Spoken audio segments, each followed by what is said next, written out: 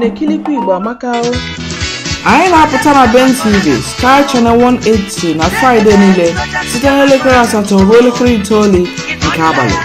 Na-ebupụta ihe niile gbasara obodo nnukwu anyị bụ ala Igbo, ọlụlụ di na nwunye anyị, nka na ụzụ anyị, ndọrọndọrọ ọchịchị anyị, egwuregwu anyị na egwu anyị, oyiyi anyị na ihe ndị ọzọ dịgasị iche n'iche. Ya mere, anyị na-akpọkwa ụmụ Igbo niile si biko kpọọnụ anyị n'igwe okwu anyị ma ọ bụ zitere anyị ozi na email anyị ka anyị gosi ụwa niile ọrụ aka unu ma ọ bụ emume unu na-eme.